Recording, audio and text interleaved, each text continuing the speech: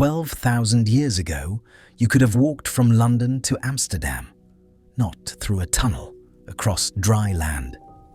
The North Sea did not exist as we know it. It was a vast plain, dotted with rivers and forests, home to herds of animals that no longer exist. Then, within a single human lifetime, 400 feet of ocean appeared. Coastlines that had existed since before our species evolved, drowned beneath rising seas. 35 types of giant animals, entire branches of the mammal family tree erased from existence. The climate did not shift gradually over millennia. It convulsed. It reversed. It swung between extremes so violently that scientists initially thought their data was corrupted. Imagine stepping outside your home right now and finding yourself somewhere else entirely. The air hits your lungs differently, colder, thinner, carrying smells you cannot name because the plants that produce them no longer exist.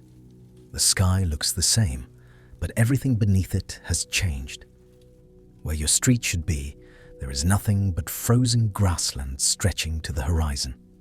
No buildings, no roads, no power lines, just endless steppe, golden brown grass bent by winds that have been blowing across this plain for thousands of years without interruption. And then you see movement. Something massive is walking toward you. At first, your brain tries to make sense of it, tries to fit it into categories, you know.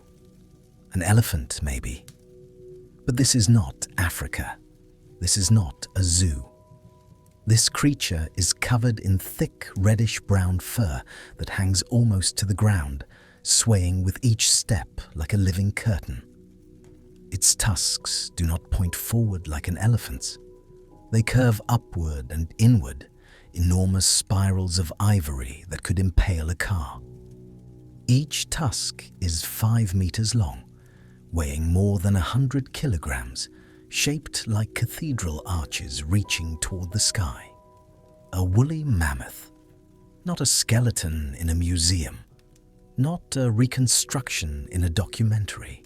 A living, breathing animal, close enough that you can hear its stomach rumbling, close enough to smell the fermented grass in its gut, close enough to see the individual guard hairs protecting its dense underfur.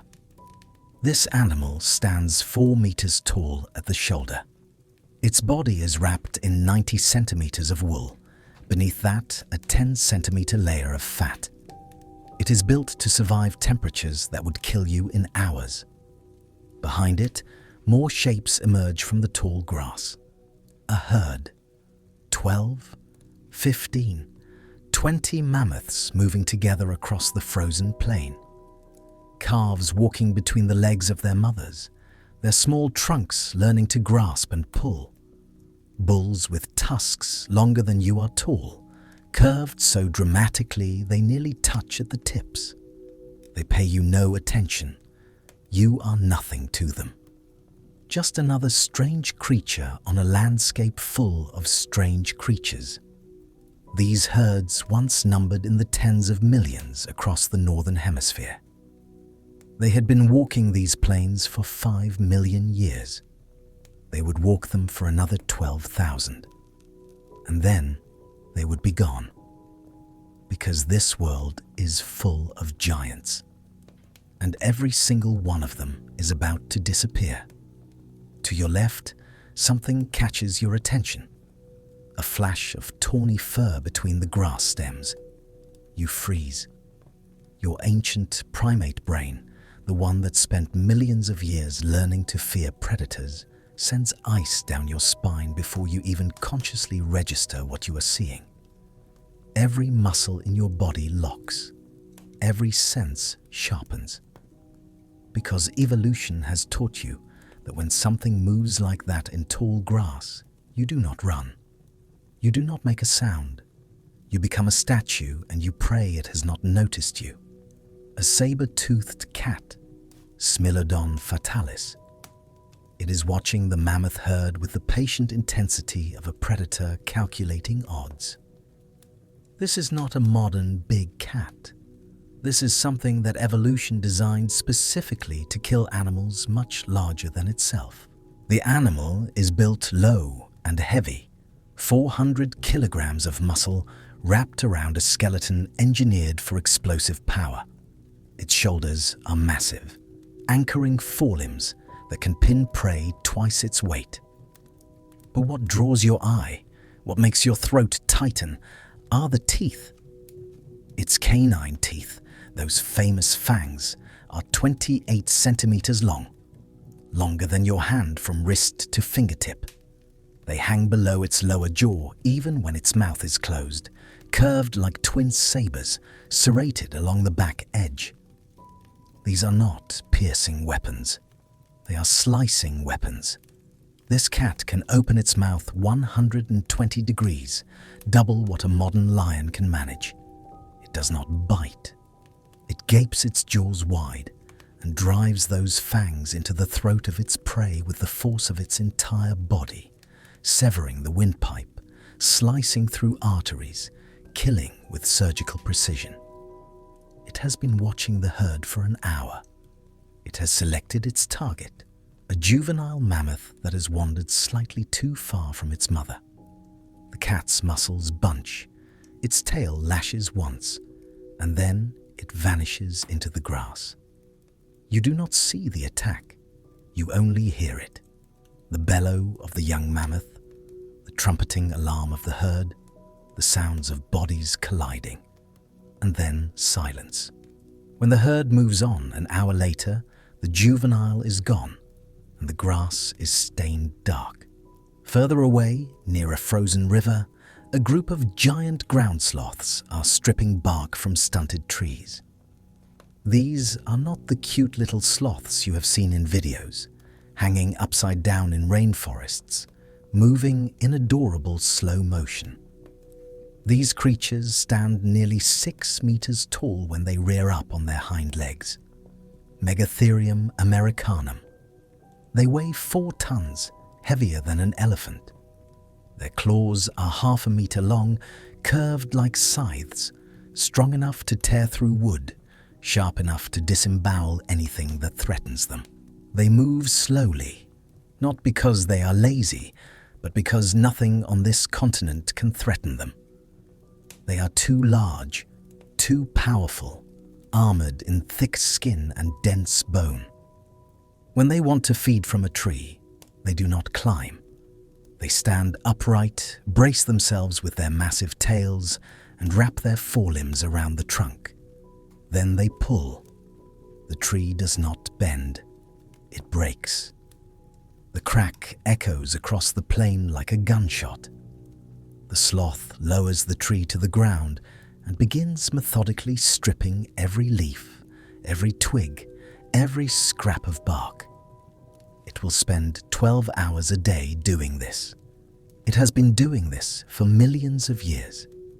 Its ancestors watched the dinosaurs disappear and kept eating. Near the riverbank, you spot something else. Short-faced bears, Arctodus simus. These are the largest land predators in North America, bigger than any bear alive today. When they stand upright, they can look a person in the eye while you are standing on a ladder. They are not built like modern bears, thick and lumbering. They have long legs, almost like a lion's. They are built to run things down. They can sprint at 70 kilometers per hour, faster than any bear that exists today. When they run, the ground shakes. One of them has caught the scent of the mammoth kill. It approaches the site where Smilodon is feeding. The cat hisses, a sound like tearing metal. The bear does not care. It weighs 800 kilograms. It walks forward and simply takes the carcass. Smilodon, for all its fearsome weaponry, cannot fight this battle. It melts back into the grass. The bear will feed for hours, cracking bones that would break human tools, consuming everything. This is the world humans walked into when they first crossed into the Americas. This is the world your ancestors knew. Not an abstract world from textbooks, not fossils in museums. A world where every shadow might hide a predator with teeth like knives. A world where food came on 4 legs and fought back. A world that demanded every scrap of intelligence, every bit of cooperation, every tool and trick evolution had given you just to survive another day. This was Earth. Not in some impossibly distant era when dinosaurs roamed. This was 12,000 years ago. In geological terms, that is yesterday afternoon. In evolutionary terms, that is a single heartbeat. Your DNA has not changed meaningfully since this world existed. Your body, your brain, your instincts, they were all shaped by this world. The fear you feel when you walk alone at night, that is mammoth world fear. The satisfaction you get from fatty foods, that is mammoth world reward circuitry. The way your mind can track 20 different social relationships. Remember who helped you and who betrayed you. That is mammoth world social computation. You are not adapted to the modern world. You are adapted to this world. The world of giants. The world of ice and grass and predators that could swallow you whole. And within the span of barely 1,000 years, that world ended. Between roughly 12,900 and 11,600 years ago, almost everything you just imagined vanished. The mammoths, gone. The saber-toothed cats, gone. The giant ground sloths, the short-faced bears, the American lions, the dire wolves, the glyptodonts with their armored shells, the American horses, the American camels, all gone. Across North America alone, approximately 35 genera of large mammals went extinct. Not 35 individual animals, not 35 species. 35 entire types of animals, many containing multiple species. Entire branches of the mammal family tree, pruned away in geological instants. In South America, the losses were even more catastrophic. Roughly 80% of megafauna species vanished. Giant armadillos the size of cars. Toxodon, massive creatures like nothing alive today. Part rhino, part hippo, part something that evolution tried once and never repeated. Macrochenia, animals with the body of a llama and the trunk of an elephant. Saber-toothed marsupials that had independently evolved the same killing tools as their placental cousins in the north. All gone. In Australia, which had its own wave of extinctions earlier, the giant wombats disappeared. Diprotodon, the largest marsupial that ever lived, weighing 3 tons. 7-foot-tall kangaroos that could not hop but walked upright like men. Marsupial lions with retractable thumb claws that could disembowel prey. The giant monitor lizard Megalania, 20 feet long, possibly venomous, the largest terrestrial lizard in Earth's history. Gone. The timeline varies by continent, but the pattern is consistent, undeniable, and deeply troubling. Wherever modern humans arrived, megafauna extinctions followed within a few thousand years. In Australia, humans arrive 50,000 years ago. Extinctions follow.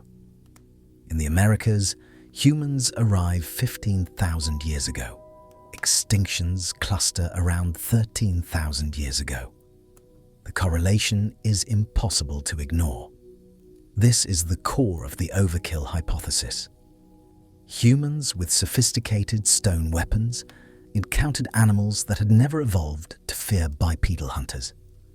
The animals were easy prey. They reproduced slowly, one offspring every few years. Within generations, they were gone. The evidence is real. Archaeological sites show butchered mammoth bones, the cut marks unmistakable. Spear points embedded in mastodon ribs, exactly where a hunter would aim to pierce the heart. Kill sites where dozens of animals were processed, the bones stacked and organized, the meat stripped away, nothing wasted. Humans definitely hunted megafauna. The question is whether hunting alone explains the extinctions. And the more closely you examine the evidence, the more problems emerge. First, the scale. Human populations during the late Ice Age were small. Perhaps a few 100,000 people scattered across all of North America. Could they really hunt tens of millions of large animals to extinction while also gathering plants, fishing, making tools, raising children, and surviving brutal winters? The mathematics start to strain. Modern bison herds recovered from near extinction in decades once hunting pressure decreased. Why didn't mammoth populations recover? Why didn't they adapt? Second, the selectivity. Why did some species survive while others did not? Bison made it. They were hunted just as intensively. Moose and deer made it. Caribou made it. These animals also reproduce slowly. These animals also faced human predation. Yet they survived, and mammoths did not. If hunting was the sole cause, you would expect extinctions to correlate with factors like body size, reproductive rate, population density. Sometimes they do. Often they do not. Third, and most troubling, the synchronicity. The extinctions cluster around a very specific window of time. 12,900 to 11,600 years ago. If hunting was the primary driver, you would expect extinctions to track human population growth and geographic expansion. As humans moved into new territory, new species would disappear, and that happens to some extent. But what you see instead is a crisis period where everything collapsed at once. Multiple species across enormous geographic ranges, some of which had minimal human contact, all disappearing in the same narrow window of time. Something else was happening. Something the standard story does not explain. Before we dive deeper, please consider subscribing and liking this video. Your support truly helps us continue this work. Thank you. Now, to understand what happened to the megafauna, we need to understand what was happening to the planet. Because at the same moment these animals were going extinct, Earth's climate was doing something inexplicable.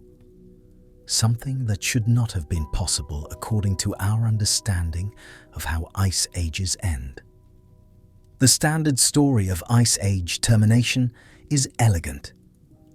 Earth's orbit around the Sun is not a perfect circle. It is an ellipse, and that ellipse changes shape over cycles of roughly 100,000 years.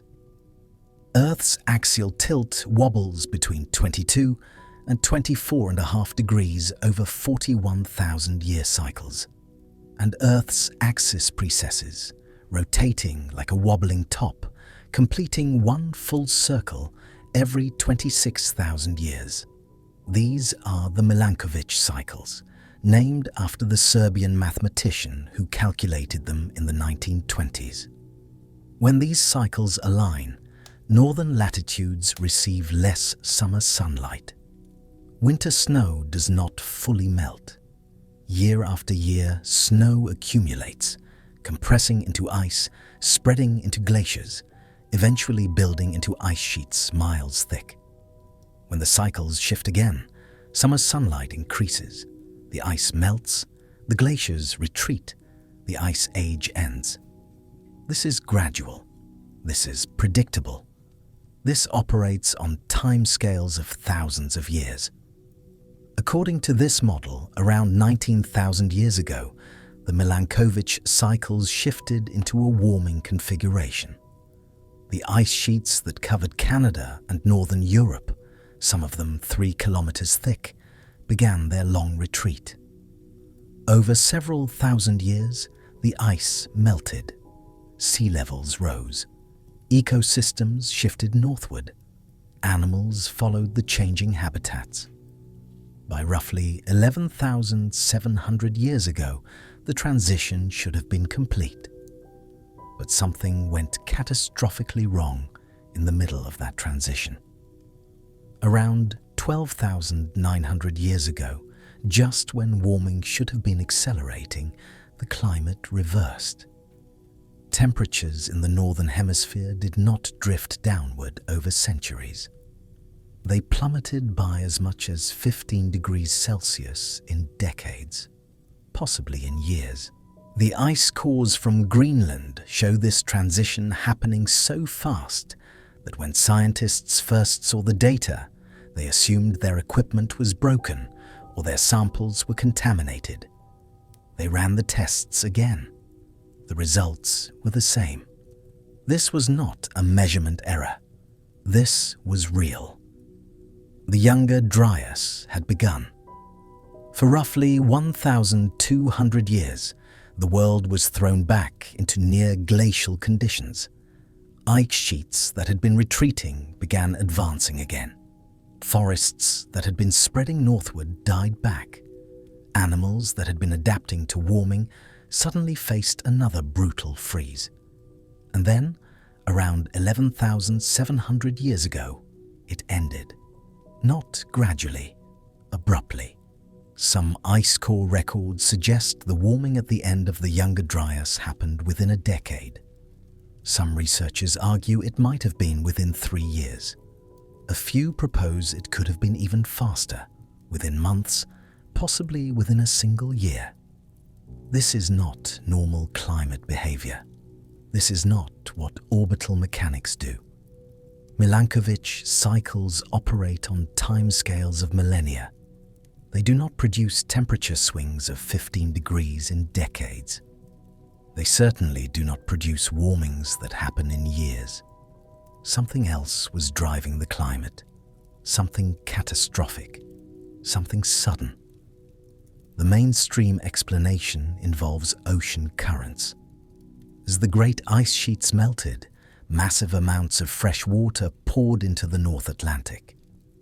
This fresh water was less dense than seawater, so it spread across the surface like a lid, disrupting the thermohaline circulation that carries warm water from the tropics to the polar regions. Without that warm water flowing north, the entire northern hemisphere cooled dramatically. It is a reasonable theory. It accounts for the sudden cooling. It fits with evidence of massive meltwater discharge events. But it has problems. First, the speed. Ocean circulation changes take time, decades to centuries, not years. Yet some evidence suggests the Younger Dryas onset happened within a human lifetime, possibly within a single year. Second, the geographic pattern. The cooling was most intense in the North Atlantic region, which fits the meltwater hypothesis. But significant cooling also occurred in places that should not have been affected by Atlantic circulation. The Middle East, parts of Asia, even some regions in the southern hemisphere. Third, and most troubling, the end of the Younger Dryas is even more abrupt than the beginning. If meltwater disruption was the cause, what suddenly changed to allow normal circulation to resume? And why did the warming happen so catastrophically fast? The ice cores do not lie. The Younger Dryas happened. The temperature swings were real, the speed was real, but the mechanism remains hotly debated. And in 2007, a group of scientists led by nuclear chemist Richard Firestone published a paper proposing something far more dramatic than shifting ocean currents. They proposed that Earth had been hit. Not by a single large asteroid like the one that killed the dinosaurs 66 million years ago. Something different. Perhaps a comet that fragmented as it entered the atmosphere. Perhaps multiple airbursts spread across the northern hemisphere. Perhaps impact events in the ice sheets themselves, vaporizing glaciers, triggering megafloods, ejecting debris into the stratosphere. The Younger Dryas Impact Hypothesis. The evidence they presented was strange, specific, and deeply controversial. At archaeological and geological sites across North America, Europe, and parts of Asia, researchers claim to have found a distinct layer of sediment dating to exactly 12,900 years ago, right at the Younger Dryas boundary. And this layer contained materials that should not be there. Nanodiamonds, microscopic diamonds invisible to the naked eye, detectable only through electron microscopy. These structures only form under conditions of extreme pressure and temperature, the kind you get from massive impacts or nuclear explosions. At the Murray Springs site in Arizona, researchers reported finding 10 million nanodiamonds per gram of sediment in the boundary layer. At other sites across North America, similar concentrations. In Greenland ice cores, the same signature. These particles do not form in normal geological processes. They do not form in wildfires. They are a cosmic fingerprint, magnetic spherules, tiny balls of melted rock, some containing metallic fragments, formed when material is ejected at high velocity and then cools rapidly as it falls back through the atmosphere. These spherules have chemical compositions consistent with melted terrestrial rock mixed with extraterrestrial material. They appear in concentrations at the Younger Dryas boundary that are orders of magnitude higher than background levels. Platinum anomalies. Platinum is rare on Earth's surface, but relatively common in asteroids and comets. In Greenland, ice cores dated to 12,900 years ago. Platinum levels spike by more than 100 times normal background concentrations. This is not a gradual increase. It is a sharp peak exactly at the boundary, and then it drops back to normal. It looks like a pulse of cosmic material entering the atmosphere and settling out over months or years. High-temperature carbon spherules, microscopic particles that appear to have formed in fires far hotter than normal wildfires can produce. Normal forest fires burn at 600 to 800 degrees Celsius. These particles show evidence of formation at temperatures exceeding 2200 degrees. At sites across North America, researchers found a continuous layer of these particles, mixed with charcoal and soot, suggesting massive simultaneous burning. And there is shocked quartz. This is crystalline silicon dioxide that has been subjected to pressures so extreme that the atomic structure deforms. It only forms naturally in two ways: asteroid or comet impacts and nuclear explosions. Finding it in sediment layers is like finding a smoking gun. And researchers reported finding it at multiple sites along the Younger Dryas boundary. Then, in 2018, a team of scientists announced the discovery of something extraordinary beneath the Greenland ice sheet. Using ice-penetrating radar flown on aircraft, they mapped a massive crater hidden under a kilometer of ice. The Hiawatha impact structure, 31 kilometers in diameter. The shape, the size, the structure all match impact craters on the Moon and Mars. The rim is clearly defined. The floor is raised in the center, exactly what you expect from the rebound effect when an impactor punches through rock and ice. Dating a crater buried under ice is extraordinarily difficult. You cannot access the impact melt directly. You cannot retrieve shocked minerals from the crater floor. But initial estimates based on ice layer analysis and erosion patterns suggested the crater could be the right age. Young, very young, possibly Younger Dryas young. More recent studies have complicated the picture, with some researchers arguing it might be older. But the fact remains, there is a large young impact crater in Greenland, exactly where the Younger Dryas Impact Hypothesis predicts one should be. So, here is the scenario the hypothesis proposes. Approximately 12,900 years ago, a comet or asteroid fragment, possibly a part of a larger body that had broken apart in the inner solar system, entered Earth's atmosphere over the northern hemisphere. It may have fragmented further as it descended, creating multiple airbursts over North America and Europe. Some fragments may have struck directly, impacting the Laurentide ice sheet that covered Canada, the Greenland ice sheet, possibly other ice-covered regions. The effects would have been immediate and catastrophic. Airbursts over forests would ignite fires across continental scales.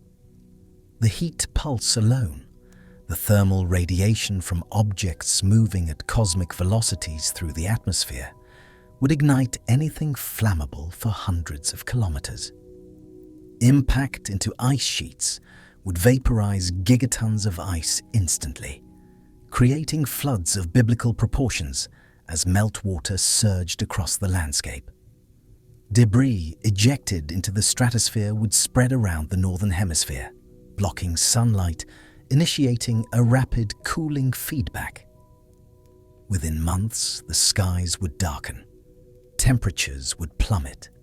The impact winter would begin. And animals already stressed by rapid climate change, already facing pressure from human hunting, would be pushed beyond their breaking point. This is speculative. It is controversial. Not all researchers have found the same signatures at the same sites. The dating is not always consistent. Some of the original evidence has been challenged. Critics argue that nanodiamonds can form in other ways, that spherules could have terrestrial origins, that the platinum anomaly might reflect volcanic activity or changes in atmospheric circulation patterns. The scientific debate continues. Multiple papers argue for the hypothesis. Multiple papers argue against it. This is how science works. Evidence is presented. Critics examine it. New data either supports or refutes. The process continues. But even the strongest skeptics acknowledge that something unusual happened at the Younger Dryas boundary.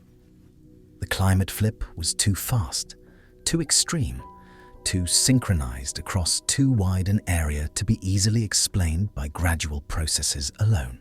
Whether the cause was a cosmic impact, a catastrophic meltwater pulse, a combination of factors, or something we have not yet imagined, the Younger Dryas was not a gentle transition. It was a planetary crisis, and it happened exactly when the megafauna went extinct. Now imagine you are a mammoth herd in North America 12,900 years ago. For your entire life, the climate has been warming. The ice sheets your ancestors knew are retreating northward. The tundra is giving way to grasslands. The grasslands are rich. Food is abundant. Your population is stable. You have survived climate changes before. Your lineage has walked this continent for hundreds of thousands of years. You are adapted. You are resilient. Then one night, the sky lights up. Multiple streaks of light, brighter than the full moon, arc across the heavens. Some of them explode in the atmosphere with flashes that turn night into day. The ground shakes. Hours later, a wall of heated air sweeps across the plain, igniting the grass.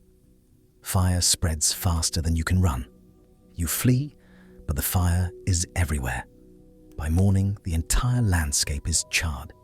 The grass you depend on is ash. Within days, the sky begins to change. A haze develops, thickening day by day.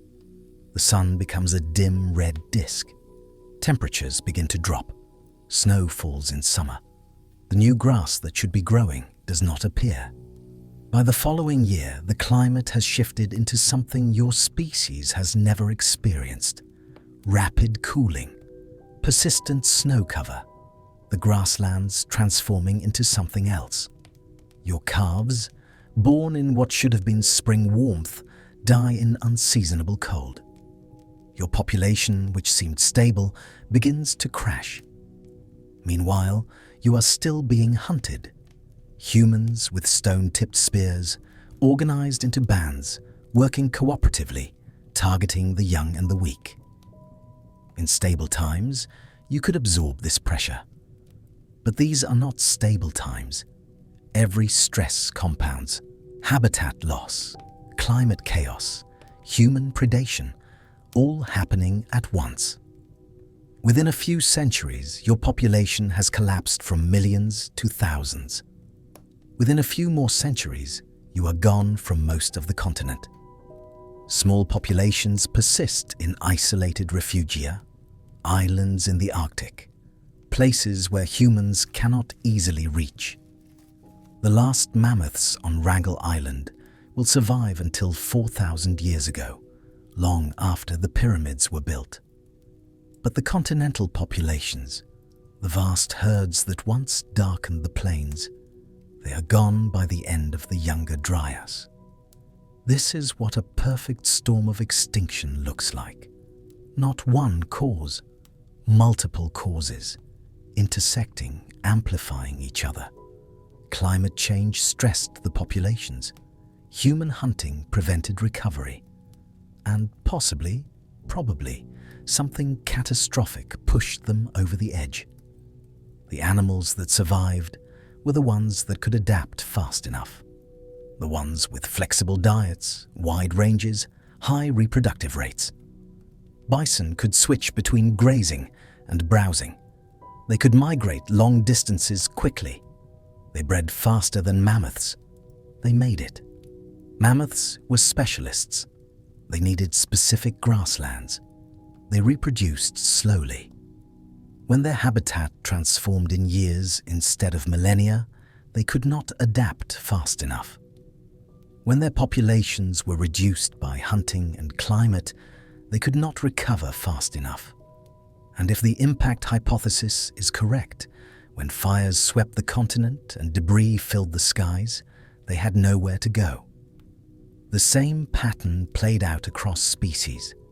Generalists survived. Specialists perished. Fast breeders replaced slow breeders. Small replaced large. The world that emerged from the Younger Dryas was impoverished, emptier, quieter. The giants were gone, and the humans who survived remembered. They remembered because they had no choice. You cannot forget the end of the world when you live through it. And while the megafauna were dying, humans were dying too. Not in the same numbers, not to extinction, but population genetics tells a story of crisis.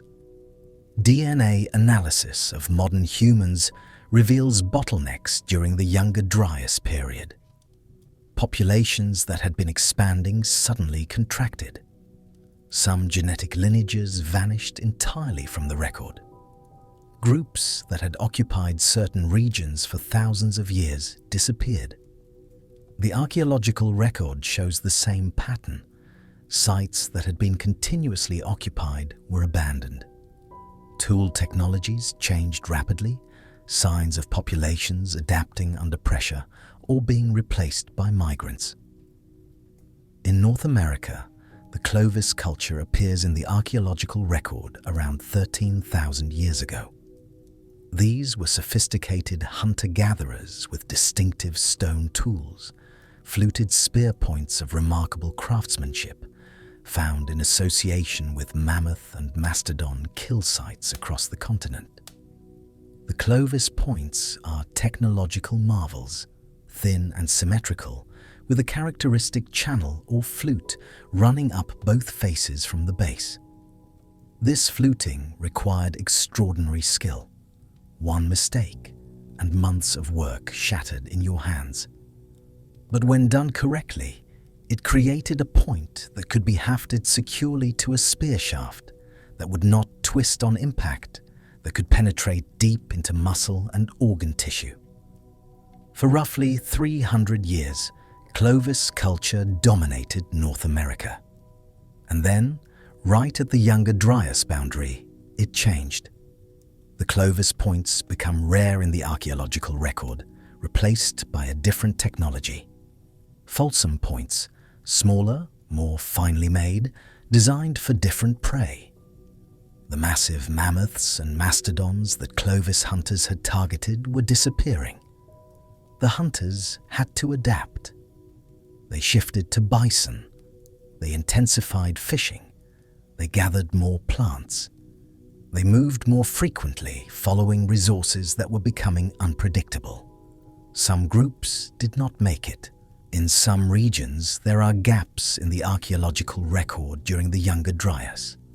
No sites, no tools, no fires. Either people left or they died. When the archaeological record resumes after the Younger Dryas ends, sometimes it is a different culture, different tools, different genetics. The original inhabitants are gone. But enough people survived. They endured 1,200 years of climate chaos. They watched the animals they depended on vanish. They saw landscapes transform. They experienced floods, fires, starvation, cold, and they told stories. Because that is what humans do when we survive catastrophe. We remember. We encode the memory in narrative so our children will know what happened, so they will be prepared if it happens again. Nearly every ancient culture on Earth preserves stories about a great flood. Not just any flood. The flood. The one that destroyed the world and drowned almost everything. For centuries, scholars dismissed these as religious mythology, primitive attempts to explain local river floods, coincidental invention of similar stories in isolated cultures. But what if they are not myths? What if scattered across these ancient tales, preserved in oral traditions for hundreds of generations before anyone invented writing, there are genuine memories of real events? The most famous flood story in Western culture is Noah's Ark. God decides to destroy humanity because of wickedness. He warns Noah to build a boat. Noah constructs an ark according to precise dimensions. He loads his family and pairs of every animal species. The rains come for 40 days. The waters rise until they cover the mountains. Everything on earth dies except what is on the ark. Eventually, the waters recede. Noah sends out birds to find dry land. The dove returns with an olive branch. The ark comes to rest on a mountain. Noah's family repopulates the earth. But this is not the oldest version. The biblical account was written down around 600 BCE. But scholars have long recognized that it was based on much older Mesopotamian traditions. The Epic of Gilgamesh, written more than 4,000 years ago in ancient Sumeria, contains a nearly identical flood narrative. In that version, the gods decide to destroy humanity with a flood. But one god, Ea, warns a man named Utnapishtim. He tells him to tear down his house and build a boat, to abandon possessions and save life. Utnapishtim builds the boat to specific dimensions. He loads his family and representatives of all living creatures. The flood comes. For 6 days and 7 nights, the storm rages. Waters cover everything. All of humanity turns to clay. When the storm ends, Utnapishtim opens a window and sees water in all directions. His boat comes to rest on a mountain. He sends out a dove. It finds no resting place and returns. He sends out a swallow, same result. He sends out a raven, and it does not return. The waters are receding. The parallels are unmistakable.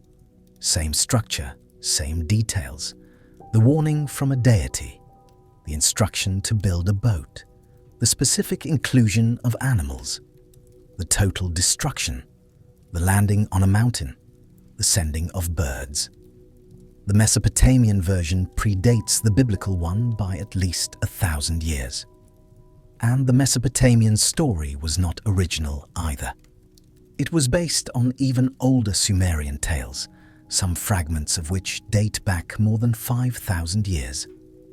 In those oldest versions, the flood is not described as divine punishment. It is a natural catastrophe, so massive it nearly ended human civilization. But flood myths are not limited to the Middle East. They appear on every inhabited continent. In Greek mythology, Zeus decides to destroy the Bronze Age of humanity with a flood. He warns Deucalion and his wife Pyrrha, who build a chest and float for 9 days until they land on Mount Parnassus. They are the only survivors. They repopulate the earth by throwing stones that transform into people. In Hindu tradition, the god Vishnu takes the form of a fish and warns Manu about an impending flood. Manu builds a boat and ties it to the fish's horn. The fish tows him to safety in the mountains. In Chinese mythology, Gun and later his son Yu battle a great flood that threatens to destroy civilization, eventually controlling the waters through engineering and divine assistance.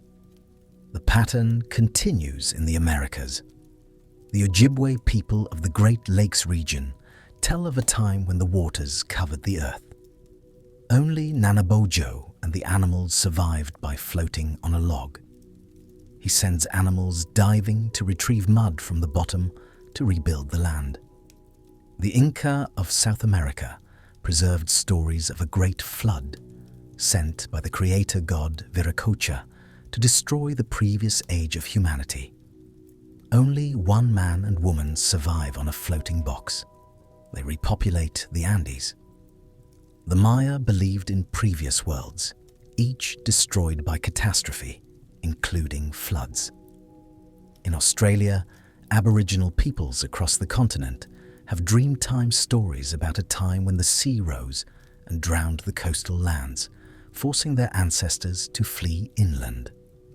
For decades, anthropologists treated these as symbolic or mythological. Then researchers began actually checking them. Aboriginal oral traditions from the Spencer Gulf in South Australia describe specific islands that are now underwater. When archaeologists mapped the drowned landscape, they found the stories were geographically accurate. The islands existed, they were inhabited, and they have been underwater for more than 7,000 years. These oral traditions have preserved accurate geographic information for at least 300 generations. On the coast of Queensland, stories describe a time when the coastline was far to the east, when you could walk to islands that are now separated by ocean. Underwater archaeology has confirmed that during the Ice Age, these islands were indeed connected to the mainland. The stories are not vague. They contain specific details. This channel used to be dry land. That island used to be a mountain in a plain. The sea rose and covered it. In Polynesia, island cultures across the Pacific have stories of great floods and lands that sank beneath the waves. The Maori of New Zealand tell of floods that reshaped the world. Hawaiian traditions describe the same. These are separate cultures, on islands thousands of kilometers apart, with no contact for centuries, all preserving similar stories. You could dismiss one or two of these as coincidence. Local floods happen. Rivers overflow. Tsunamis strike. ancient people would naturally develop stories about water catastrophes. But we are talking about hundreds of cultures, separated by oceans and continents, with no possibility of contact, all telling essentially the same story. Waters rising rapidly, people fleeing to high ground or boats, most of humanity drowning, survivors landing on mountains, the old world destroyed, a new one beginning, animals saved in pairs or groups, birds sent out to find dry land. The standard academic explanation has been that floods are common disasters, and human brains are wired to remember traumatic events, so of course flood stories would be culturally universal. But recent discoveries have revealed that at the end of the Ice Age, there actually were floods. Not ordinary floods, megafloods, catastrophes so massive they literally reshaped continents in days. Events that would have seemed like the end of the world to anyone who witnessed them. Lake Agassiz was a glacial lake, larger than all the modern Great Lakes combined. It formed in central Canada from meltwater trapped behind the retreating Laurentide ice sheet. At its maximum extent, it covered more than 400,000 square kilometers. For thousands of years, ice dams held this water in place. But ice dams are unstable. As the climate warmed, as the ice thinned, the dams weakened. And around 13,000 years ago, one of them catastrophically failed. When an ice dam fails, it does not crack slowly like ice cubes melting in a glass. The ice is under tremendous pressure from the water behind it. When a weak point develops, the water finds it. The crack propagates. Within hours, the dam collapses, and the entire lake drains in a span of days to weeks. The Lake Agassiz outburst floods released walls of water more than 100 meters high, moving at speeds that would capsize modern ships, carrying icebergs the size of buildings, scouring everything in their path down to bedrock. The volume of water involved is almost incomprehensible. Some estimates suggest that a single drainage event released more than 150,000 cubic kilometers of fresh water into the North Atlantic. To put that in perspective, that is roughly 10 times the volume of all water in all the rivers on Earth, flowing continuously for an entire year, released in a matter of weeks. The discharge rate at peak flow may have been 15 million cubic meters per second. That is 100 times the combined flow of every river on the planet, discharging simultaneously from a single point. This was not a one-time event. Lake Agassiz drained and refilled multiple times as different ice dams failed. Each drainage event was a catastrophe, and these floods may have been the trigger for the Younger Dryas itself. The sudden influx of massive fresh water into the North Atlantic could have shut down the thermohaline circulation, causing the rapid cooling. The climate catastrophe and the megafloods were not separate events. They were linked. The floods caused the cooling, and the cooling caused more ice dam failures. A feedback loop of catastrophe. But Lake Agassiz was not the only source of megafloods. In the Pacific Northwest, another massive glacial lake formed behind ice dams in what is now Montana. Glacial Lake Missoula contained more than 2,000 cubic kilometers of water at its maximum extent. And over the course of several thousand years, the ice dam at the lake's outlet failed repeatedly. Not once, not twice, dozens of times. Every 40 to 80 years, the dam would reform as the glacier advanced, the lake would fill, and then the dam would fail again. Each Missoula flood released 2,000 cubic kilometers of water in less than 48 hours. The water funneled through a narrow gap in the mountains and then spread out across what is now eastern Washington state. At peak flow, the water was moving at speeds of up to 100 kilometers per hour. The depth in some valleys exceeded 120 meters. Walls of water 400 feet high raced across the landscape, carrying boulders the size of houses, scouring soil and sediment, carving through solid basalt bedrock. The result is one of the most bizarre landscapes on Earth. The channeled scablands, vast areas of bare rock, stripped of all soil and vegetation, carved into channels and coulees that look like they were cut by rivers 1,000 times larger than any that exist today. Because they were. Dry waterfalls, taller than Niagara Falls, where water once poured over cliffs in volumes that would drain a great lake in hours. Giant current ripples in solid bedrock, each ripple 15 meters high, spaced hundreds of meters apart, created by water moving so fast and carrying so much sediment that it formed dunes on the bottom of the flood. Dunes made of boulders and gravel, dunes that were then lithified into rock when the water drained away. When geologists first tried to explain the channeled scablands in the early 20th century, they refused to accept that water could have done this.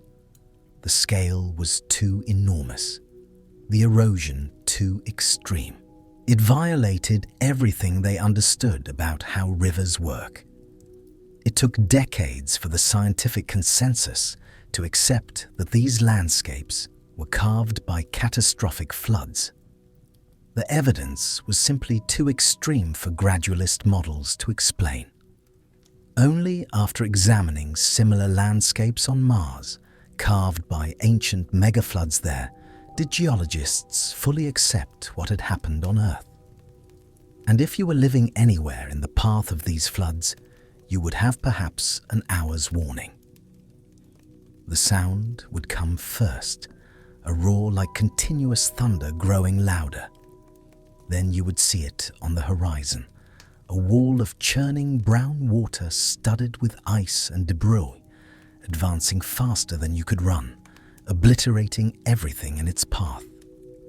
There would be no escape, no high ground reachable in time. You would drown, and your body would be carried hundreds of kilometers, tumbled and broken, deposited in a debris field with thousands of others. This happened dozens of times. In some areas of the Pacific Northwest, there are sediment layers showing multiple flood deposits stacked on top of each other. Each layer represents a separate catastrophic event. People living in these regions would have oral traditions of these floods. If they survived by being in the right place, by fleeing to high ground, those memories would be passed down. Stories about walls of water, about the land being reshaped overnight, about death coming from the rivers. But the megafloods were not limited to North America. Evidence for similar events has been found on every continent. In Siberia, massive floods carved valleys during the Ice Age. In Central Asia, glacial lake outbursts reshaped mountain valleys. In Europe, floods from melting ice sheets inundated lowlands. And there is evidence for another type of flood event that may have been even more catastrophic for human populations. The Black Sea deluge hypothesis, proposed in the late 1990s, suggests that around 7,600 years ago, the Mediterranean Sea catastrophically broke through a natural dam at what is now the Bosphorus Strait. During the Ice Age, sea levels were lower, and the Black Sea was a freshwater lake, its surface more than 100 meters below the level of the Mediterranean. As global sea levels rose after the Ice Age, the Mediterranean eventually reached the height of the natural rock barrier, separating it from the Black Sea basin. And then, the barrier failed.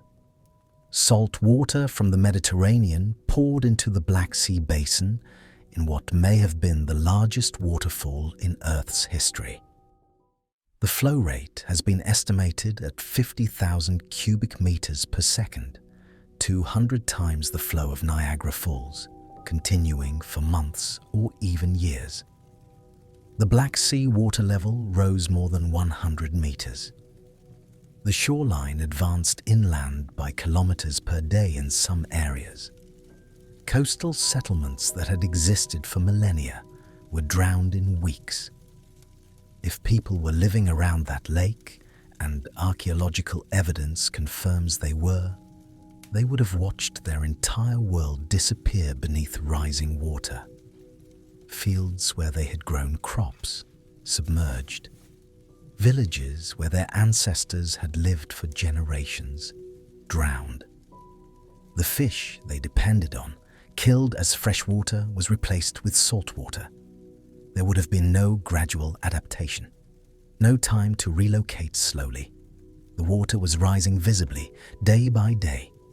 You would load everything you could carry and flee inland. Many would not make it. The old, the sick, those who did not believe the water would keep rising, they would be caught. And if you survived, if you made it to high ground and watched the water finally stop rising, you would tell your children what happened. You would tell them how the sea came and took the world, how almost everyone drowned, how the old life ended and a new one had to begin. Now consider the broader picture. During the Ice Age, global sea levels were approximately 130 meters lower than today. That is a 40-story building. Everything below that line, now underwater, was dry land. The coastlines you know, the beaches, the harbors, the cliffs where waves crash, none of them existed as coastlines 12,000 years ago. They were inland territories, sometimes hundreds of kilometers from the actual shore.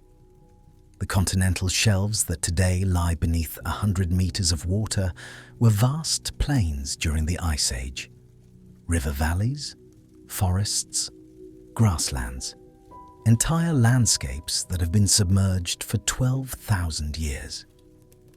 And where do humans build settlements? Where do we concentrate? Near water, near coasts, near river mouths and estuaries where fresh water meets salt water, where fish are abundant, where shellfish can be harvested, where transportation is easy, where resources concentrate.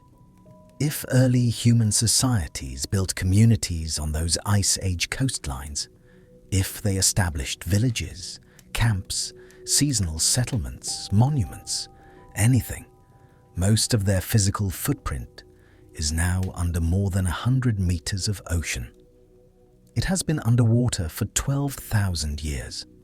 Most of it is probably destroyed, obliterated by waves and currents and sediment deposition and the sheer mechanical action of the sea over millennia. Wooden structures would have rotted away in decades. Organic materials would have decomposed in centuries. Even stone structures would have been broken down, scattered, buried under meters of sediment. But occasionally, in the right conditions, things survive. Underwater archaeology over the past few decades has discovered submerged settlements around the world.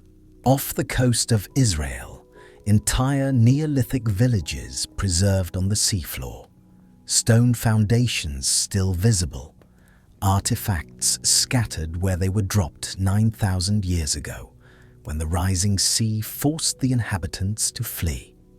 In the Mediterranean, Bronze Age ports now many meters underwater. In the North Sea, fishing trawlers occasionally dredge up stone tools and animal bones from Doggerland, the vast plain that once connected Britain to continental Europe, now completely submerged. These are not lost civilizations in the Hollywood sense. These are normal human settlements that were drowned by rising seas. But they prove the principle. When sea levels rise, coastal populations either migrate or drown, and their settlements are lost. Most of the archaeology of coastal Ice Age humans is underwater. We have barely begun to look for it. In the 1980s, divers off the coast of Yonaguni Island in Japan discovered a series of unusual rock formations on the seafloor.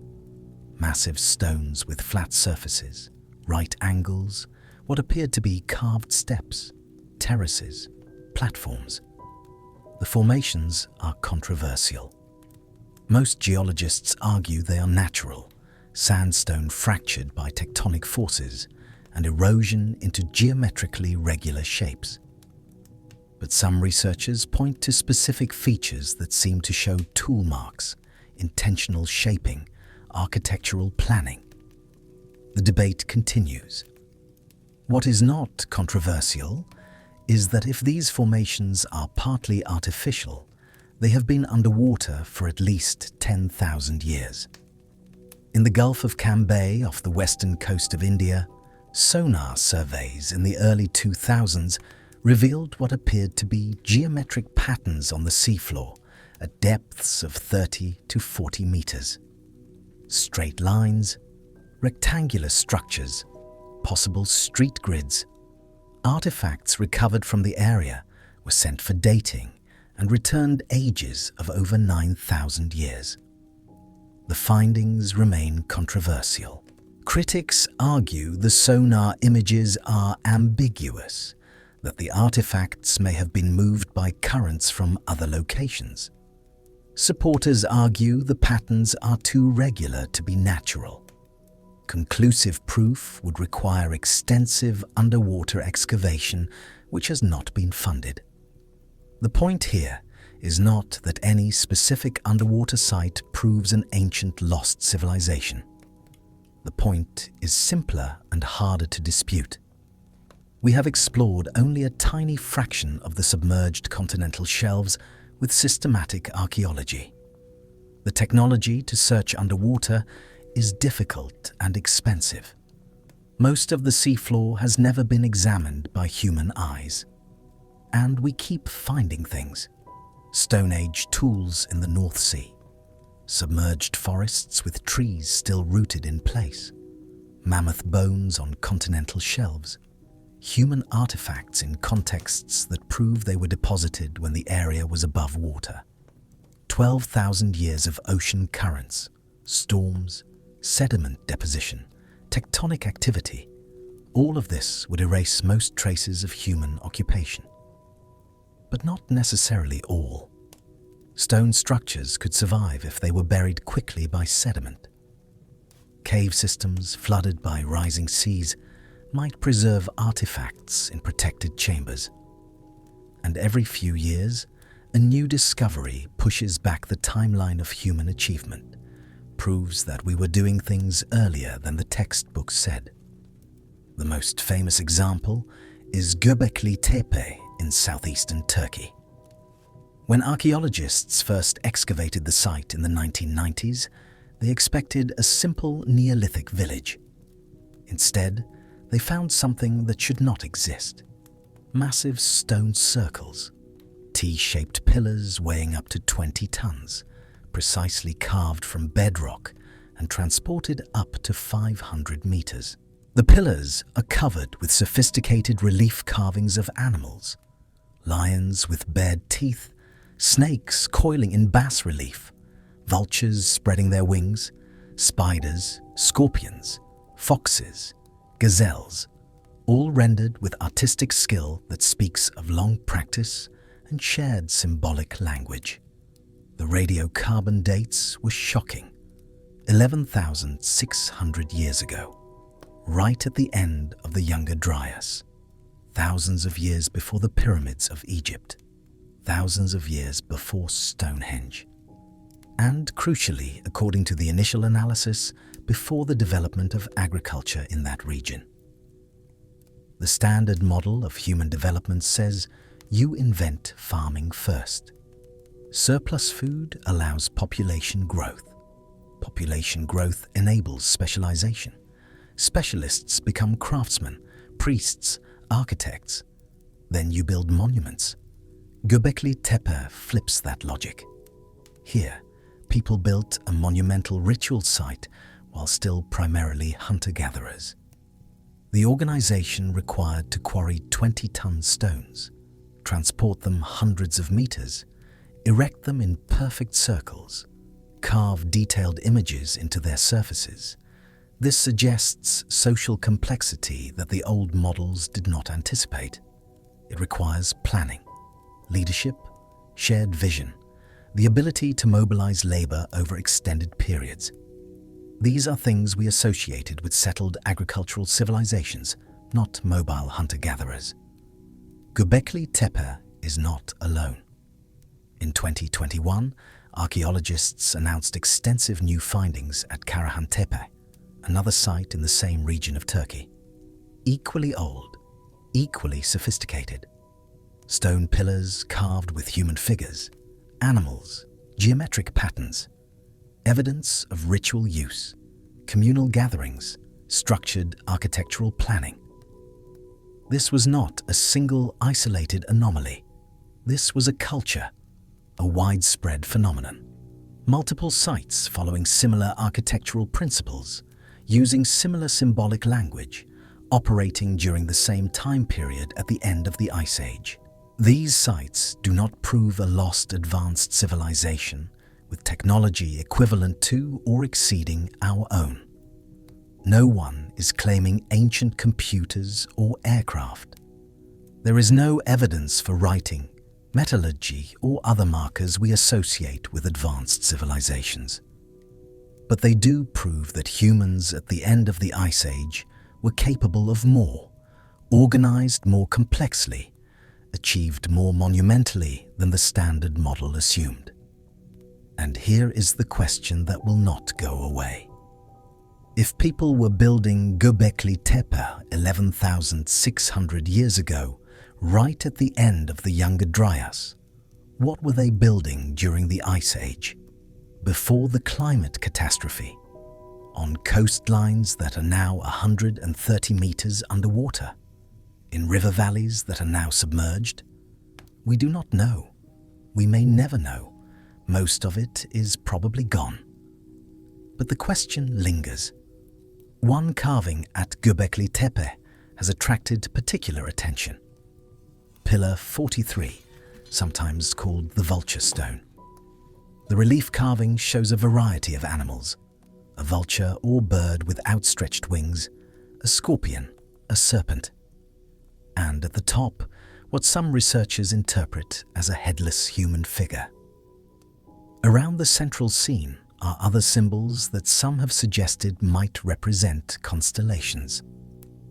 In 2017, researchers at the University of Edinburgh published a controversial paper proposing that the carvings might represent a cosmological event, possibly a comet strike, commemorated in stone.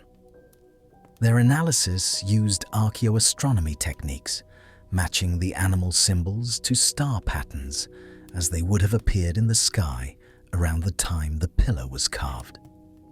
They argued the arrangement corresponded to constellations visible at that time, and that the imagery might represent a cosmic catastrophe.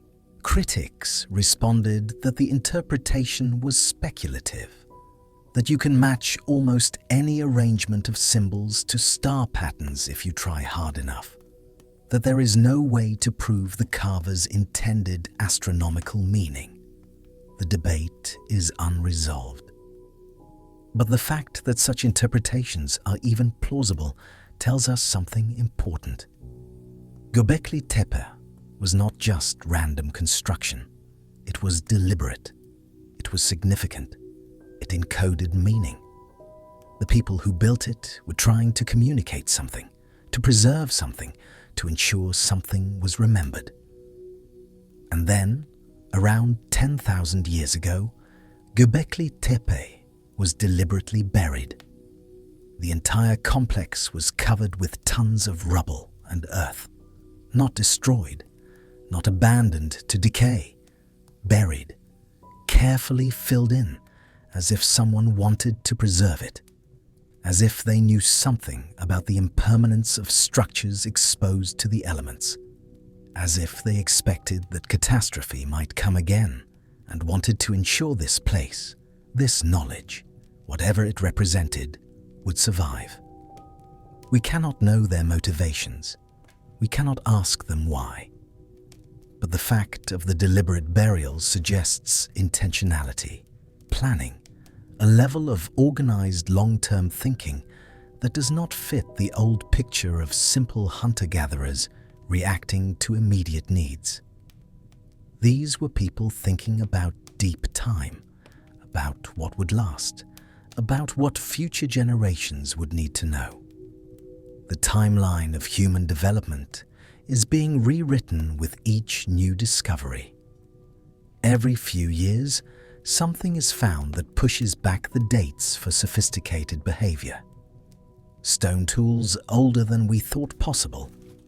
Art in caves older than we believed humans were capable of creating. Evidence of long-distance trade networks operating tens of thousands of years ago. Navigation across open ocean earlier than the textbook said was feasible. Agriculture emerging not in one place, but independently in multiple locations around the world, almost simultaneously, almost as if the knowledge was already there, waiting to be applied when conditions were right. What if the end of the Ice Age was not the beginning of human complexity, but a disruption of it? What if groups that had been developing, accumulating knowledge, building social structures for tens of thousands of years were reset by catastrophe? What if the civilizations that emerged in Mesopotamia and Egypt 6,000 years ago were not the first attempts at organized society, but recoveries, rebuilding something that had been lost? This is the hypothesis that researchers like Graham Hancock have spent decades exploring.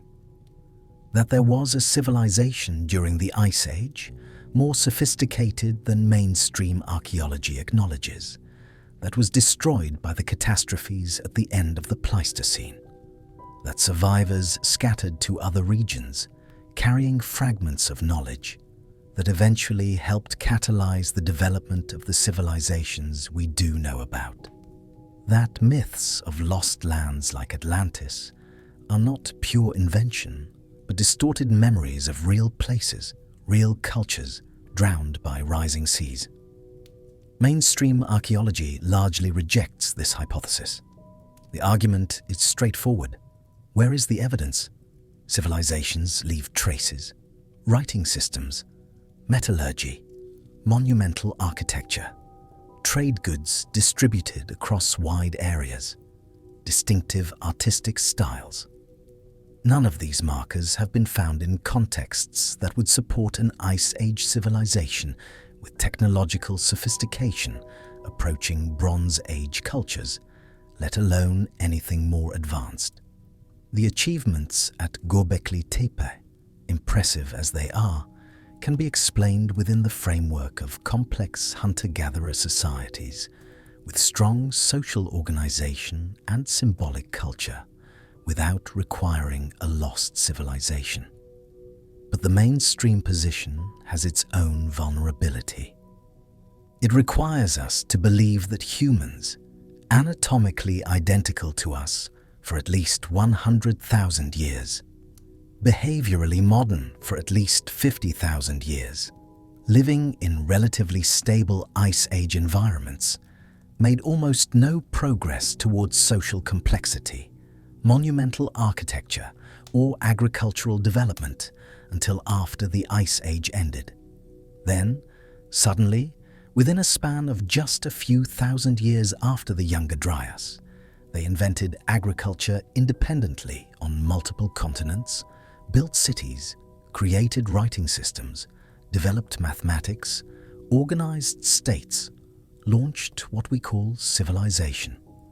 Why the sudden acceleration?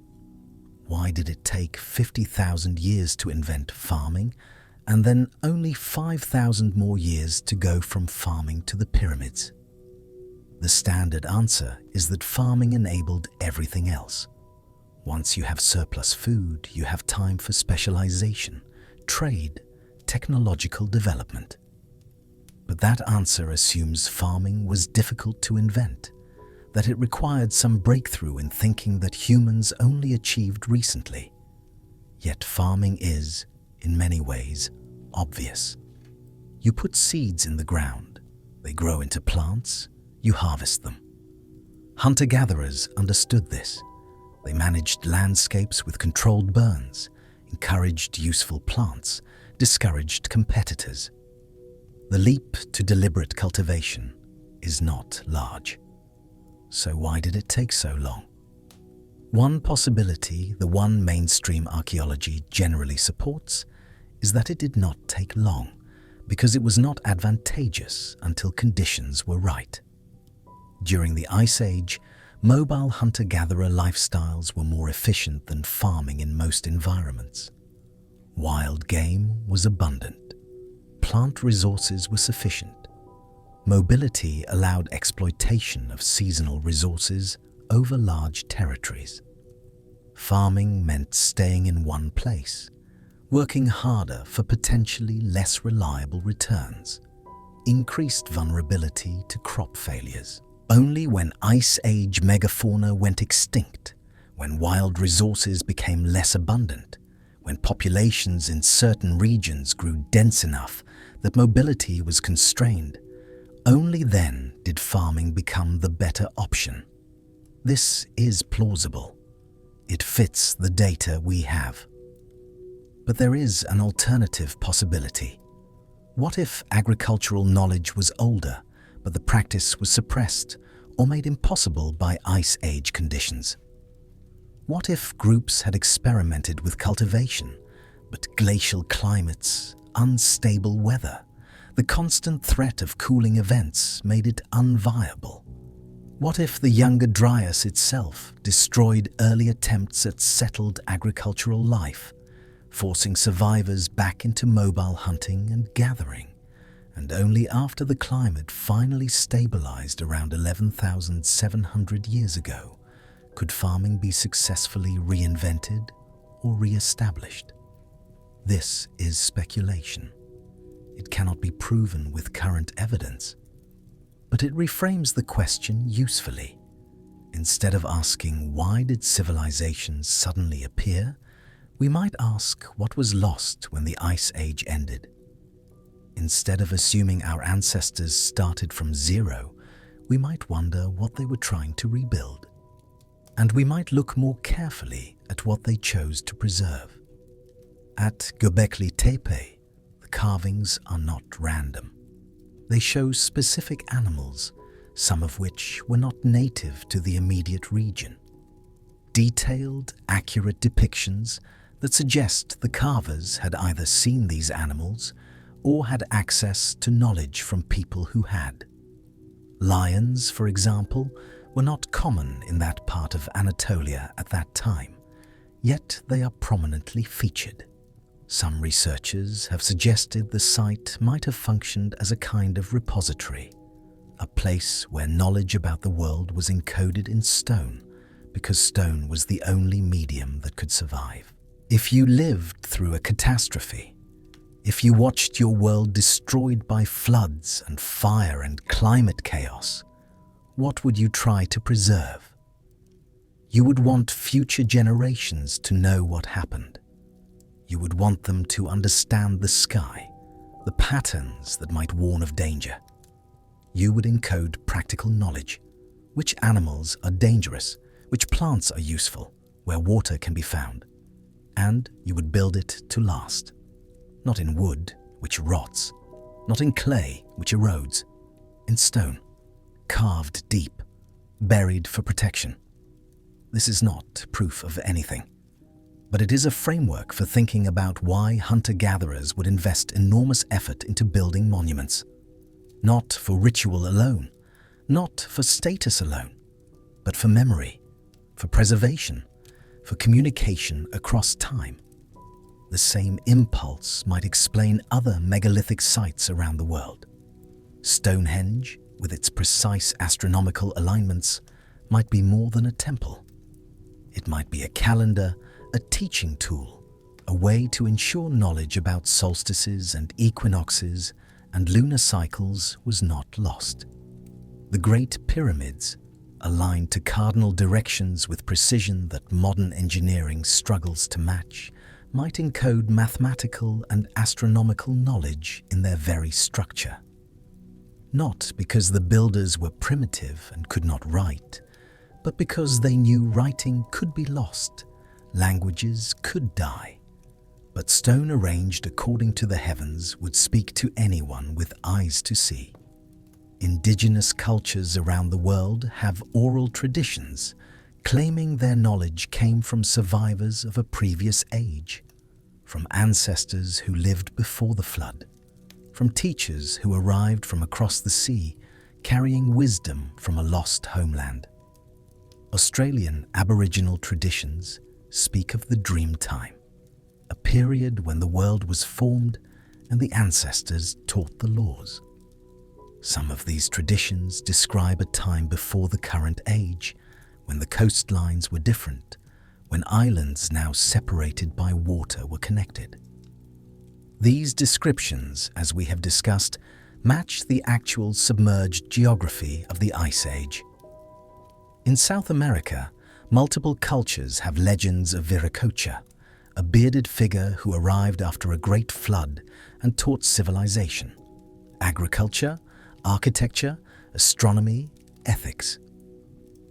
The stories say he traveled along the coast and through the highlands, founding cities, instructing people, and then departed across the Pacific Ocean.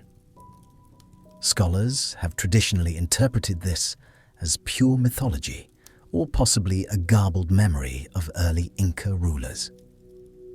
But the legends are older than the Inca. They are found in cultures that had no contact with each other for centuries. The consistency is striking. In Mesopotamia, the Sumerians claimed their civilization was taught to them by the Apkallu, 7 sages who emerged from the sea before the flood. These beings taught humanity writing, mathematics, agriculture, law, temple building. After the flood, the knowledge had to be preserved and transmitted by human priests, but it originated with the pre-flood sages. Similar stories appear in Egyptian tradition, where the god Thoth, associated with writing and wisdom, was said to have inscribed all knowledge on pillars before a coming catastrophe, ensuring it would survive. Are these just myths? Theological explanations for the origin of civilization? Or do they preserve fragments of memory, distorted by time and cultural transmission, of real people who carried real knowledge from a real place that was destroyed? We cannot know. The evidence is ambiguous, but the pattern is global.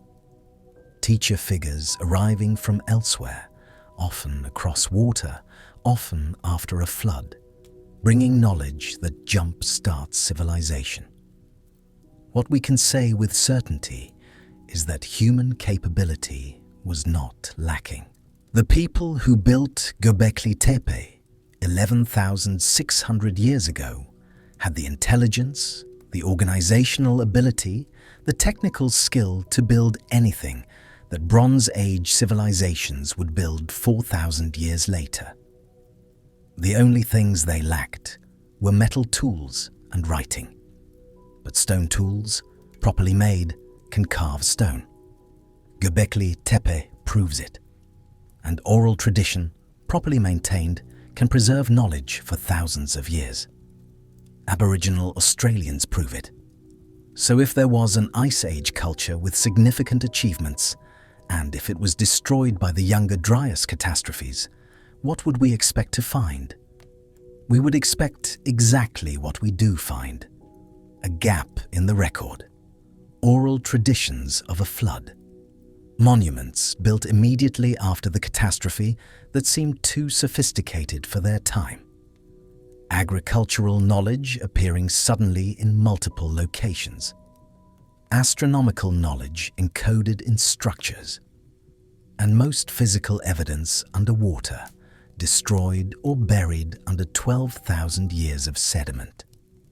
The absence of evidence is not evidence of absence when the places we would expect to find evidence are buried under 130 meters of ocean that we have barely explored.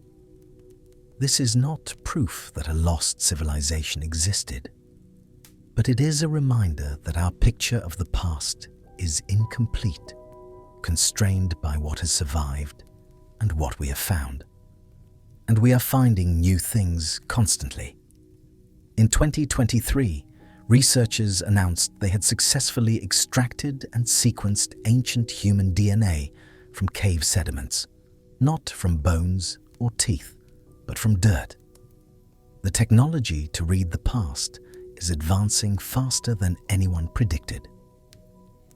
Within the next few decades, we will have detailed maps of the submerged continental shelves created with seafloor penetrating sonar. We will have ancient DNA from thousands more individuals, revealing migration patterns and population dynamics we currently can only guess at.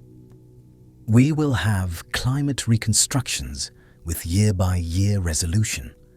We will have answers to questions we cannot currently even formulate properly. And we will probably find surprises, discoveries that do not fit the models, evidence that forces revisions. That is how science advances, not by defending established positions, but by following evidence wherever it leads, even when it leads to uncomfortable places, even when it requires admitting that the previous consensus was incomplete. For now, we know this much with certainty.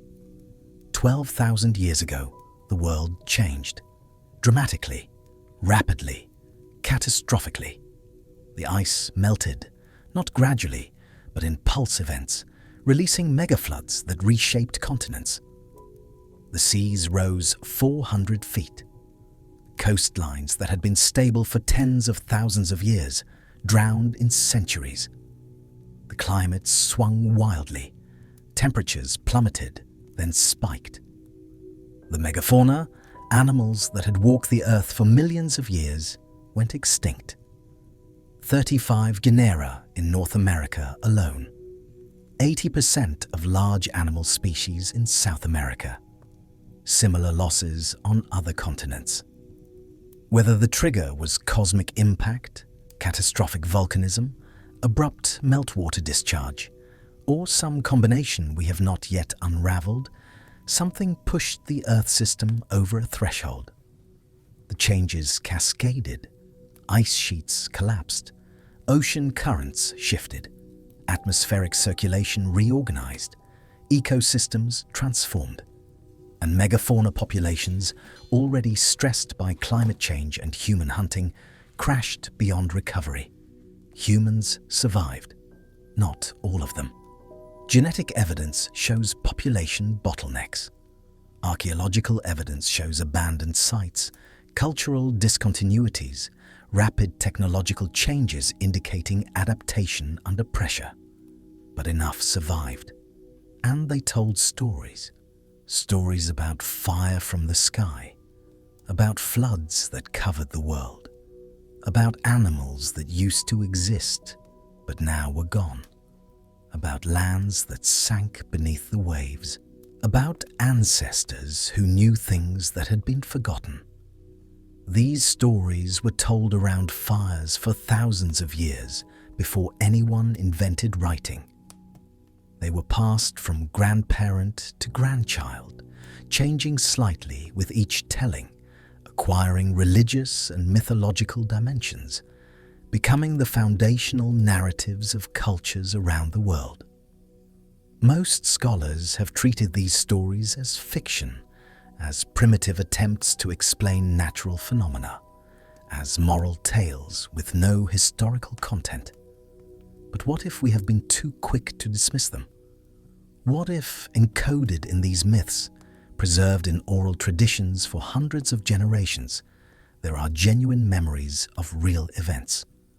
Not accurate in every detail, distorted by time and retelling, but rooted in something real, something that happened, something that people witnessed and tried to preserve in the only way they could, through story. The flood myths are the most obvious candidates. They are too widespread, too consistent in structure, to be easily dismissed as coincidence. And we now know that massive floods did occur at the end of the Ice Age. Not one flood, but many. Regional catastrophes that would have seemed like the end of the world to anyone living through them. If people survived, if they fled to high ground or boats, if they watched the waters drown their homes and their neighbors and their entire way of life, they would tell their children. And their children would tell their children. For 10 generations, 50 generations, 100 generations, the story would persist. The details would change. The cause would be attributed to gods or demons or cosmic forces. But the core memory, water rising, world drowning, few surviving, would remain. The same might be true for impact stories. Myths about fire from the sky, about stars falling, about catastrophes caused by objects from the heavens. If the Younger Dryas Impact Hypothesis is correct, if fragments of a comet did airburst over the northern hemisphere 12,900 years ago, people would have seen it. Multiple fragments descending, brighter than the sun. Explosions that shook the ground. Fires igniting across the horizon. The sky filling with smoke and debris. That experience would be seared into memory, and it would be remembered. The details would become mythologized, but the event would be preserved. We cannot prove this. We cannot interview our Ice Age ancestors. But we can look at the patterns. We can see that myths correlate with geological events. We can see that oral traditions sometimes preserve accurate information across immense time spans. We can see that humans are very good at remembering catastrophes and very motivated to warn future generations. And we can see that the events at the end of the Ice Age were catastrophic enough to warrant remembering. This was not a gentle transition.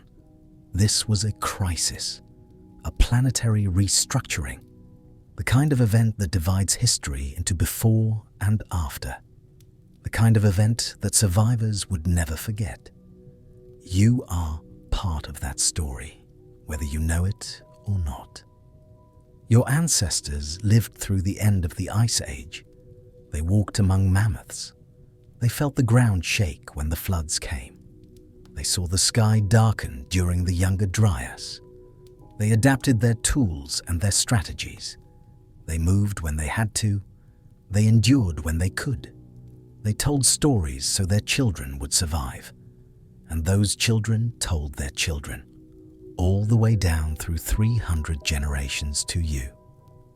The DNA in your cells carries the markers of their survival. Population genetics can identify the bottlenecks, the moments when human numbers crashed and then recovered. Those statistical narrowings represent real people facing real death. Your existence is proof that they made it through. Every person alive today is descended from survivors of the Ice Age catastrophes. The ones who adapted, the ones who were in the right place, the ones who were lucky, the ones who were smart or strong or cooperative enough to endure. The brain you are using to process these words is the same brain that tracked mammoth herds across frozen plains. The same brain that calculated the trajectory of a thrown spear, that remembered which plants were edible and which were poisonous, that maintained complex social relationships in groups where cooperation meant survival. It evolved in that Ice Age world. It was shaped by millions of years of selection pressure in environments that no longer exist. You are adapted to a world of megafauna and glaciers and dramatic climate swings. The modern world, with its cities and agriculture and technology and relative stability, is an evolutionary eye blink. Your body does not know the mammoths are gone. Your stress responses are calibrated for threats that no longer exist. Your sleep patterns expect darkness that modern lighting disrupts. Your social instincts are tuned for small groups where everyone knows everyone, not anonymous crowds of millions. The mismatch between your Ice Age biology and your modern environment is the source of many contemporary struggles. But in other ways, your Ice Age inheritance is a gift. You carry the adaptability of survivors. Your ancestors did not just endure catastrophe, they adapted to it. They changed their tools when the megafauna died. They changed their diets when familiar plants disappeared.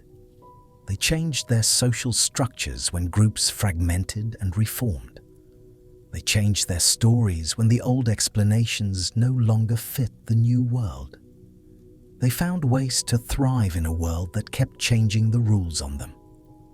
You inherited that capacity, the creativity that solves novel problems, the flexibility that adjusts to new circumstances, the sheer stubborn persistence that kept your lineage going through ice ages and droughts and plagues and wars and catastrophes we no longer remember. It is encoded in your neurons and your endocrine system and your genome. The ability to adapt, the ability to cooperate under pressure, the ability to imagine a future different from the present and work toward it. The challenges you face are different from the ones your Ice Age ancestors faced. You are not hunting mammoths. You are not fleeing glacial floods. But the resources you bring to your challenges are the same. The intelligence, the social capability, the capacity to learn from the past and plan for the future.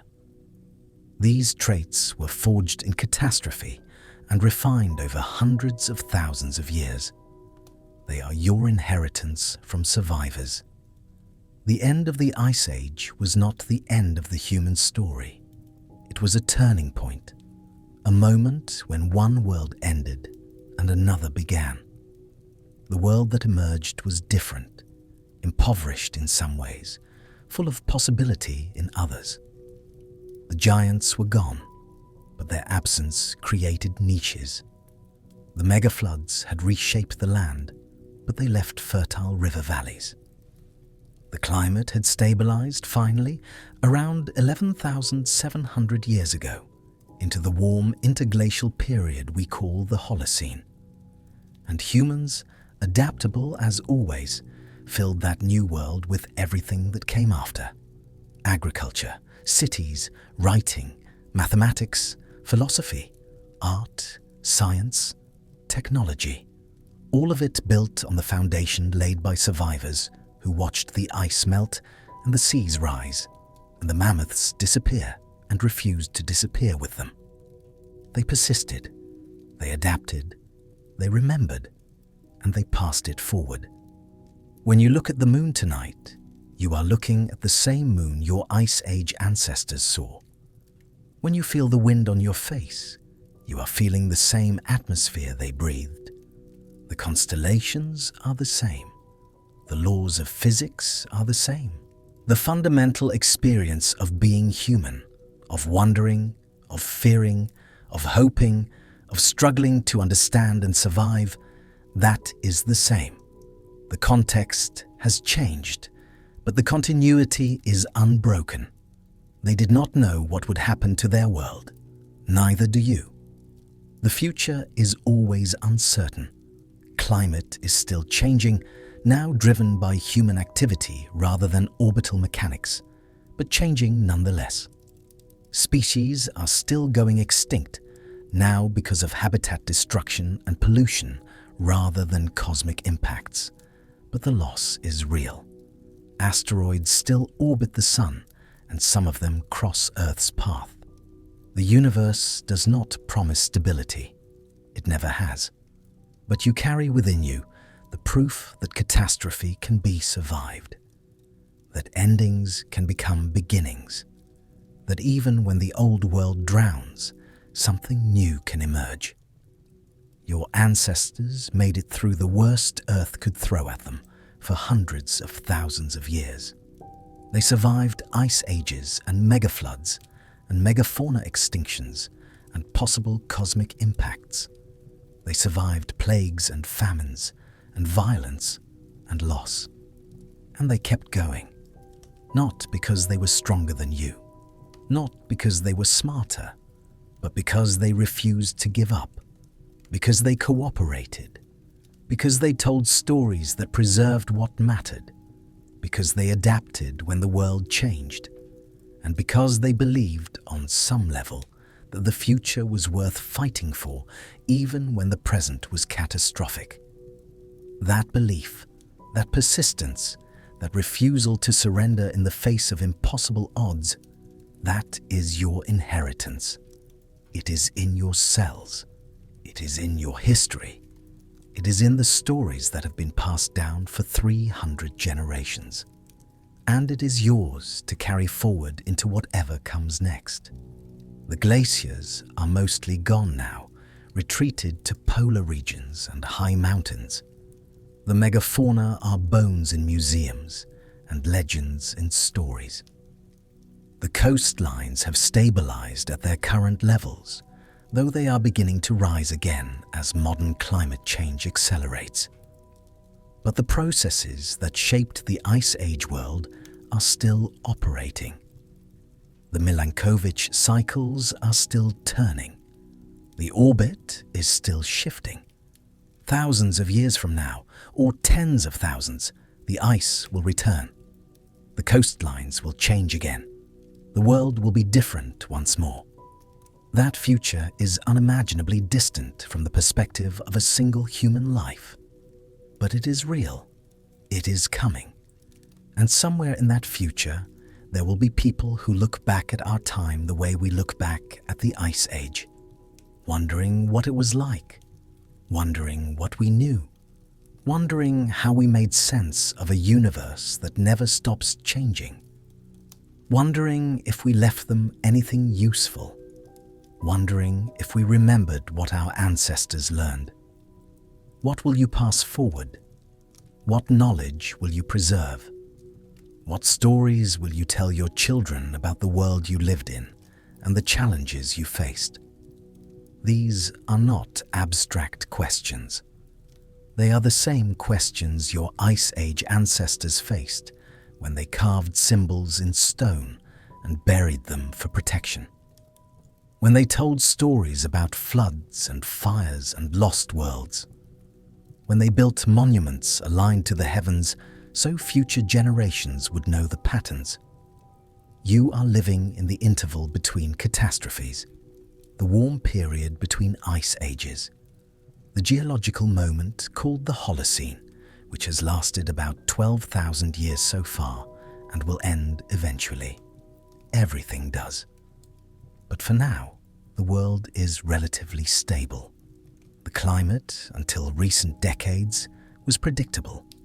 Food is abundant compared to Ice Age scarcity. The megafauna are gone, but that opened space for agriculture and domestication. You live in a world your ancestors built from the ruins of the previous one. It is a good time to wonder, a good time to ask questions, a good time to look at the evidence, the myths, the genetic data, the submerged coastlines, the megalithic sites, and ask what really happened. Because understanding the past is preparation for the future. The patterns are there if you know how to read them. The warnings are encoded if you know how to listen. And the capacity to survive is in you if you know where to look. The ice melted, the seas rose, the giants vanished. The world changed faster than anyone thought possible. And here you are, 12,000 years later, still asking what really happened, still wondering what was lost, still carrying the questions forward. Those questions are themselves a form of survival. Curiosity kept your ancestors alive when incuriosity would have killed them. The ones who paid attention, who noticed patterns, who asked why, they were the ones who saw the predator in the grass, who found water in the drought, who invented the better tool. Curiosity is not a luxury. It is an adaptation. It is selected for because it works. And now you are asking questions about deep time, about extinctions and climate catastrophes and lost knowledge. These are good questions, important questions. And the fact that you are asking them means you are part of the continuity, part of the chain of survivors that stretches back through hundreds of generations to people who lived in a world stranger than most science fiction and found a way through. The answers are incomplete. The evidence is fragmentary. But the questions are worth pursuing. Because somewhere in the intersection of ice cores and ancient DNA and flood myths and submerged ruins and megalithic astronomy, there is a story. The story of what happened when the Ice Age ended. The story of what was lost and what survived. The story of how the world we know began in the ruins of a world we can barely imagine. That story is still being written. You are part of it. You have always been part of it. And you will carry it forward in your cells and your questions and your refusal to accept simple answers to complex mysteries until someone else picks it up and carries it further. The ice melted. The seas rose. The world changed. And the survivors, your ancestors, built everything that came after. They built it for you. And now the question is, what will you build for whoever comes next?